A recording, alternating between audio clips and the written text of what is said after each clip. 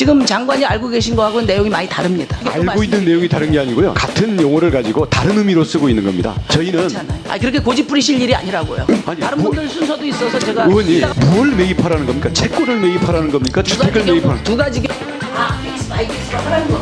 그럼 보증금 반환 채권도 매입하고 주택도 매입하라 이겁니까? 뭘로요? 무슨 돈을 가지고? 무슨 돈을 가지고 어느 금액에? 아니 자, 좋습니다. 위원님, 어느 금액에? 그 주시고요. 가격은 누가 정합니까? 그것을 기구가 정해야 돼요. 장관님 그리고 심상정 의원님 정리해 주시고요. 네, 수고하셨습니다. 다음은 심상정 의원님 질의해 주십시오. 네, 장관님. 성실하게 일해서 한 푼 두 푼으로 쌓아올린 미래를 하루아침에 빼앗기고 칠흑 같은 어둠 속에서 고통을 받다 세 명의 청년이 목숨을 끊었습니다. 주무장관으로서 고인들의 죽음에 무거운 책임감을 느껴야 된다고 생각합니다. 어떻게 생각하십니까?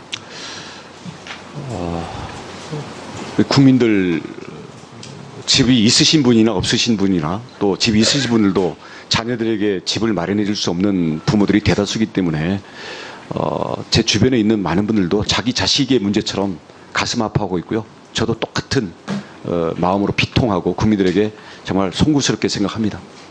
그동안에 4차례 대책을 발표를 하셨어요. 열심히 했는데 억울하자 이런 생각을 하실 수 있는데 문제는 실효성이 없었단 말이에요. 피해자 지원센터 말씀하시는데 피해자들의 말에 따르면 그 피해자가 경매로 넘어간 사람만 취급했다는 거예요. 또 긴급 저리 대출 이야기를 했지만 얼마 전까지는 전세 자금 대출에만 한정됐거든요. 그러니까 경매 낙찰하는 사람들이 해당 사항이 없었어요. 그 다음에 지금 긴급 주거 지원도 500호 한다고 했는데 지금 몇 분이나 입주했는지 아세요? 20몇? 20몇 제가 미추홀구 대책에 따르면 9명이에요. 9명. 미추홀만 하면 그럴 거예요. 예. 그런데 지금 이 전세 사기 규모가 얼마나 되는지나 파악하고 계세요?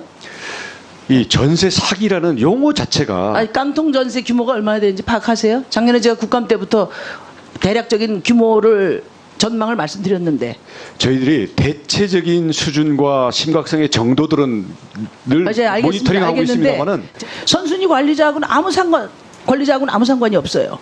또 하나는 정부가 직접 그 깡통 전세주택을 매입하는 경우인데 이런 경우는 사실은 선순위 채권액보다 가격이 싼 경우에만 선별해서 매입하면 되거든요. 그러니까 이 경우는 채권자도 손해를 보고 정부는 재정을 투자해서 피해자의 피해를 줄여주는 3자 고통분담을 하자는 거예요.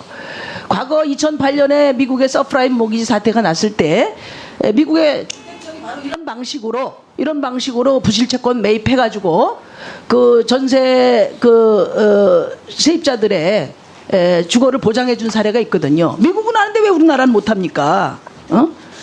그래서 저는 다시 한번 말씀드리는데 실제로 우선 매수권과 대출 지원만 가지고 해결될 수 있는 분들은 매우 제한적이라고 생각하거든요.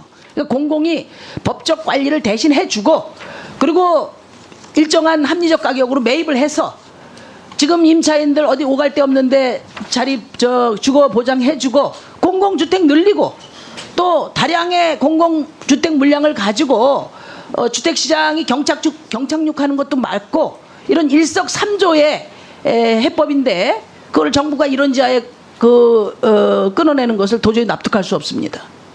검토해 보시겠습니까? 다시? 답변 드리겠습니다. 네. 워낙 중요한 문제를 제기를 하셨기 때문에 우선 의원님께서 제기하시는 채권에 대한 매입, 즉 보증금 반환 채권에 대한 인수, 그 제도는 지금 캠코도 있습니다. 물론 개인으로부터 인수하는 것은 법이 현재 없기 때문에 입법은 해야 됩니다만은 이런 경우에는 문제는 할인율, 즉 손실을 확정 짓는 것을 피해자들이 과연 용인하겠냐.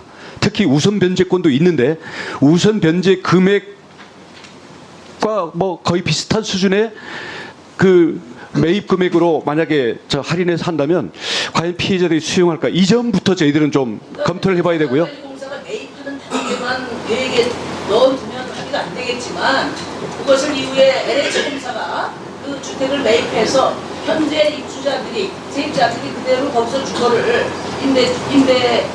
임차인으로서 살아갈 수 있도록 보장하는 제도를 종합적으로 제시하면 안 될 이유가 없습니다. 장관님. 지금 채권을 채권을 공공 매입하는 경우랑 집 주택을 공공 매입하는 경우랑 같이 말씀을 하시니까 좀 논의가 서로 엇갈리는데요.